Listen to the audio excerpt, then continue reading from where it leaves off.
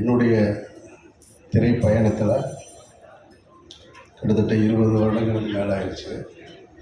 மௌனம் பேசி தொடங்கி இந்த நிமிடம் வரைக்கும் எந்த திரைப்படத்திற்கும் என்னுடைய திரைப்படங்களுக்கு வெற்றி விழா நடந்ததும் இல்லை, நன்றி அறிவிப்பும் நடந்ததும் கிடையாது.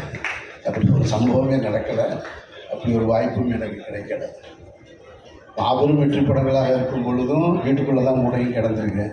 அது பருத்திகளுடைய வெற்றியாக இருக்கும்போது சரி, வணிக ரீதியாக தோல்வியை தந்தாலும் அப்பவும் வீட்டுக்குள்ளே தான் இருந்திருக்கேன், வெளியே வர்றதில்லை. நான் என்னுடைய திரைப்படங்களை பொதுவாக திரைக்கு கொண்டு வருவதற்கு வரைக்கும் தான் நான் அதை பார்த்துட்டே இருப்பேன். அதுக்கப்புறம் அதை பார்க்குற பழக்கம் இல்லை.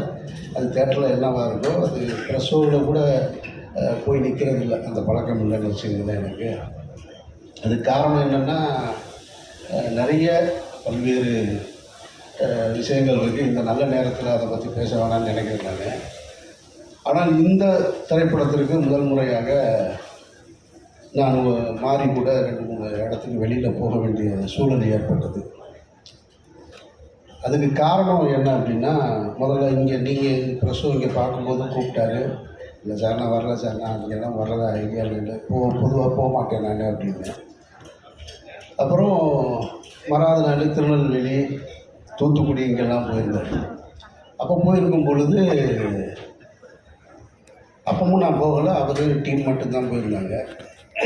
அந்த டீம் போயிருக்கும்போது மாரியை பார்த்து தொடர்ச்சியாக சில கேள்விகள் வந்துக்கிட்டே இருந்தது.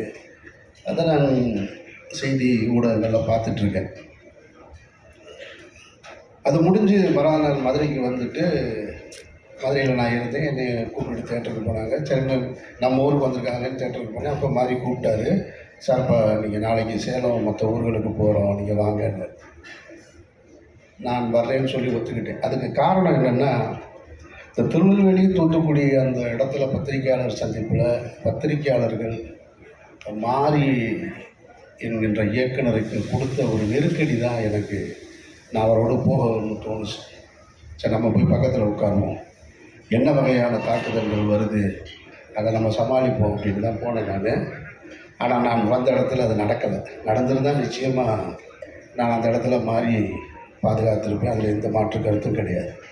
எனக்கு என்னென்னா, அந்த பத்திரிகையாளர்கள் ஒரு கேள்வியை திரும்ப திரும்ப மாறிக்கிட்ட கேட்குறாங்க, நீங்கள் ஏன் இந்த மாதிரி படம் எடுக்கிறீங்க, ஏன் இந்த மாதிரி படம் எடுக்கிறீங்க, நீங்கள் சமூகத்துக்குள்ளே ஒரு பிரச்சனையை உண்டு பண்ணணும்னு நினைக்கிறீங்கன்றாங்க. இது எவ்வளவு அபத்தமான ஒரு கேள்வியாக இருந்ததுன்னு நான் பார்த்தேன். நான் கண்ணுக்கு தெரியாத சாமி, இல்லாத பேய், இது ரெண்டை பற்றி